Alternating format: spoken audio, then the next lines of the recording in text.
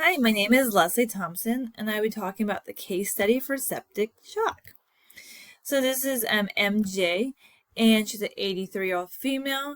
Her BMI is within the normal range at 23.4, and we can see her weight history, that she hasn't lost any weight. It's within the normal range, and she's actually at the higher end of her usual body weight. She's also above the ideal body weight as well. So the chief complaint why she came into the hospital was for abdominal pain, nausea, and vomiting times 7 days. She was diagnosed with septic shock, secondary to interstitial pneumonia, and her secondary diagnoses are Alzheimer's dementia, high blood pressure, congestive heart failure, end-stage renal disease without hemodialysis. So why did I choose this case study? Well, I found it interesting because usually patients who have Alzheimer's dementia, it isn't recommended for them to go on hemodialysis. Increases the risk of mortality by 2.01 folds, and also increases the quality of life. And this could be because due to increased infections, them pulling out their lines, missing dialysis, it's a long time. They have to sit there for hours, and that can be very hard for somebody who has dementia. I also found it interesting dealing with the nutrition care related to septic shock. So MMJ was in the hospital from March 30th to April 11th, 2025. So her past medical history, as I was saying, dementia, high blood pressure, congestive heart failure, end-stage renal disease, with a hemodialysis, she has an ejection fraction of 45 to 50%. No hospital admissions in the past 5 years. Only thing she came in the ED for emergency room was for chest pains back in 2023. She was diagnosed with anxiety, most likely related to her Alzheimer's, and she was given Ativan, which she still takes. So some lab value here to look at. She does have increased white blood cells, decrease and increase. She has an elevated creatinine. We can see her GFR is at 14, so definitely that could start being consideration for dialysis, and she's positive for Hep B. So some medications that she's on, Zofran for nausea and vomiting, as needed, amiodarone that was started in the hospital for regular heartbeats, most likely could be related to her sepsis, Norco for pain, simethicone for anti-inflammation, which she takes at home, Ativan, again, that's related to anxiety, which most likely related to the Alzheimer's, melatonin, because insomnia, again, most likely related to the Alzheimer's, and the donepezil, which has been shown to provide more clarity, doesn't slow the progression of Alzheimer's, but help provide more clarity for individuals who have Alzheimer's. So some social history, she used to be a homemaker. She's retired now. She's a widow, only one child, her son's alive, and so he's her caretaker. She lives with him. Her educational level is high school level. She doesn't drink, doesn't smoke. She can ambulate, but she has a fall risk because she's only orientated to herself. And as I was saying, she sleeps during she takes naps during the day, and she has issues at nighttime, which is pretty typical for patients who has Alzheimer's. So looking here, the nutrition physical focus exam, the only thing that maybe will qualify for malnutrition would be her food and nutrition intake for the past 7 days was 0 to 25%. Other than that, looks very healthy. No loss of subcutaneous fat or muscle mass. No fluid accumulations. So overall, looks pretty healthy. The PET statement here is inadequate energy intake related to inadequate oral intake as evidenced by 0 to 25% pill intake for the past 7 days, and diagnosis of Alzheimer's dementia. So her nutrition estimated needs, we did 25 to 30 kilocalories per kilogram, which comes out to 1,350 to 1,620 kilocalories a day. Her protein, we based it on 1.0 to 1.2 grams per kilogram. And we made this a little bit higher, even though she wasn't not in hemodialysis coming into the hospital, because she is elderly. she hasn't eaten for the past week, and so this does increase risk of her losing lean body mass.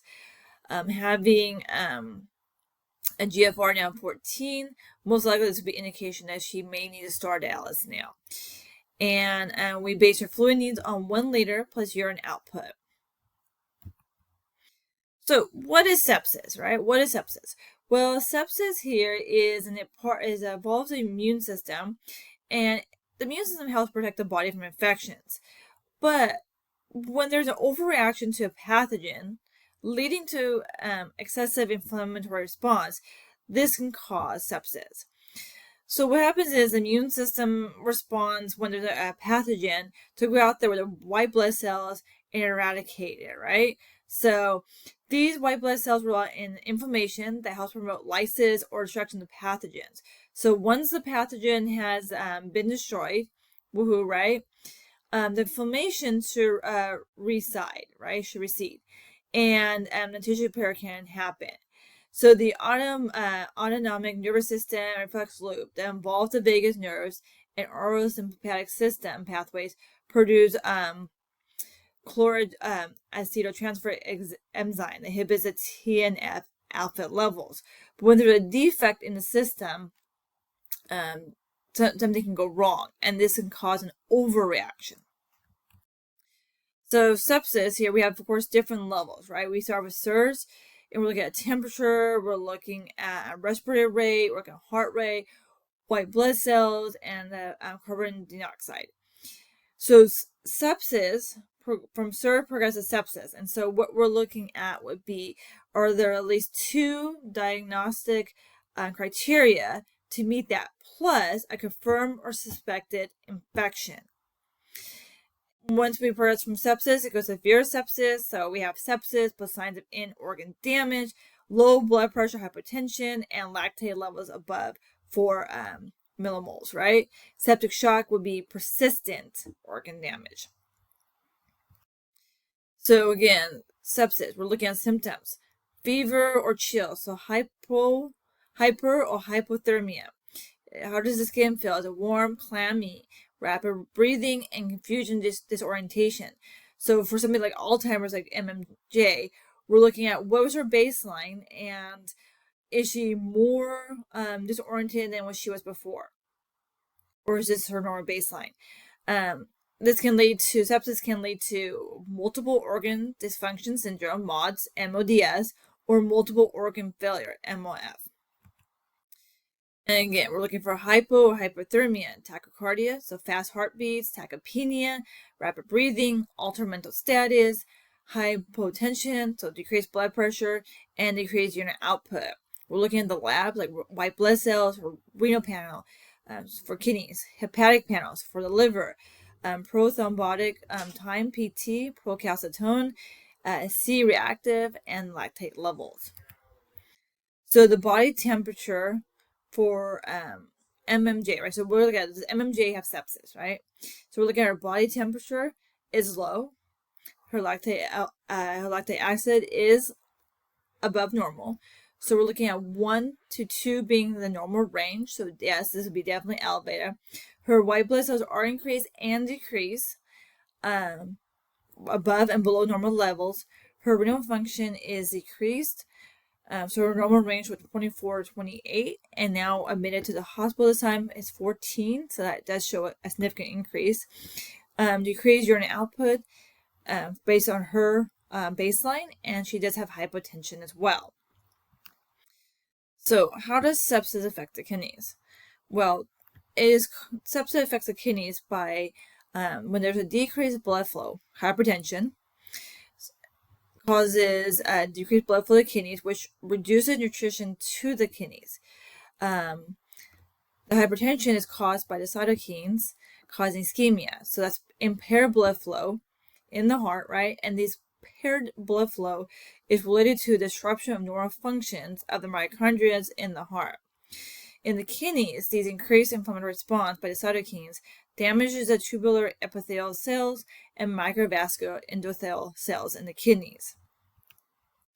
So the treatment, MNT, or nutrition treatment options, is to start either oral or enteral nutrition, EN, as soon as the patient is hemodynamically safe. A patient is not able to take in either oral PO, oral intake, or EN to follow absent guidelines for PPN for critical care. So the nutritional treatment of sepsis is malnutrition screening with 24 hours a minute, but the sooner the better.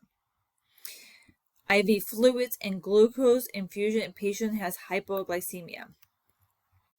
So once that patient has moved over to being hemodynamically stable, for non-malnourished patients, we're looking at 15 to 20 kilocalories per kilogram and protein 0.8 to 1.3 grams per kilogram a day. We're looking to permissively underfeed once they're hemodynamically stable in the beginning, because this has been shown to actually decrease mortality rate. In malnourished patients, we're actually going to feed them more calories and look at the upper range of protein, because the risk of underfeeding them is actually worse than feeding them what they need. They're already malnourished, so they need the calories. So the benefits of giving them extra calories actually outweigh the risk in this case. Patients who cannot tolerate oral PO or EN, they should be started on PPN, right? Between day 3 and 7, and depends on the patient malnourished. So follow absent guidelines for that.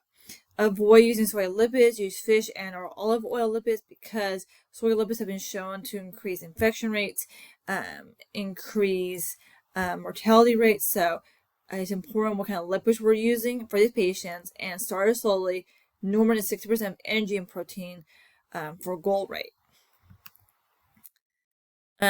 Other recommendations for treatment of sepsis is protokinetics. We're looking to reduce gastric residue volume, so GRV, we're looking to thiamine, 200 milligrams times 7 days. And this is because there's dysregulation of the liver, which causes increased glycolysis. And remember, you need thiamine for the cycle to run, and so thiamine is very vital. And vitamin D, if it's shown in their labs that they have below 20. And why is that? Because low vitamin D levels in patients has been shown to have a significant increase in mortality. So if they have a below 20, we're looking to give them 100,000 units of D2 or D3 within the first 5 days. So this can be spaced out, but total should be 100,000 units within the first 5 days. So once the patient's officially stable and they've been for a couple days, they're showing that they're progressing well. Increase the energy intake 25 to 30 kilocalories per kilogram. Protein needs 1.2 to 2.0 kilograms per day, and ONS, oral nutrition supplement, to help meet needs. Again, this is based on if the patient is malnourished or not malnourished. We might have to change it, but looking at pretty healthy patients, this is what the needs should be. So what would the nutrition treatment plan for MMJ? So on day 1 and 2, patient was NPO, nothing by mouth, due to hemodynamically unstable. She was stored on normal saline, 0.9%, 45 milliliters an hour. Day 3 and 4 goal plan was clear liquids, and clear liquids at the hospital I'm at does not provide adequate calorie take. So this would be that lower calorie intake we're talking about. And provide gelatin supplement at dinner time. Again, it's most just give her more protein, so we can avoid having lean body mass loss. Patient still has some nausea, so we were kept her on clear for day 3 and 4, and the thiamine was added on day 3, 200 milligrams a day times 5, again to try to help prevent refeeding syndrome due to the dysregulation of the hepatic cells and increased glycolysis. So nutrition treatment for day 5, the patient was no longer nauseated, so we started a renal diet. ONS was added, so Nepro BID, breakfast and lunch. We kept the gelatin on for dinner, and PO intake was 25 to 50% of meals. By day 7, the PO intake has increased 95%, and this was back to her patient baseline. Her oral nutritional supplement was back to normal again, 75 to 100%. So the treatment plan for day 8 through 11, continue on the renal diet. Intake of meals and ONS remained the same. Permanent cath was placed because the son decided to, he was a POA. He was a person who makes these medical decisions. I had to continue to start with dialysis, and the patient was started on her first dialysis session while in the hospital. Also, patient was educated on what the renal diet was while hemodialysis, and his son was given her information too. What to do, how to care for his mom, what the diet would include. The son was, upon discharge, he continued to be the caretaker. He's going to continue with the renal diet. Outpatient hemodialysis was set up, and telehealth renal dietitian was also set up appointment, so the son can follow up and continue learning more about how to care for his mom now that she started on hemodialysis. So these are some of the references here. Thank you for your time, and listen to the case study on septic shock.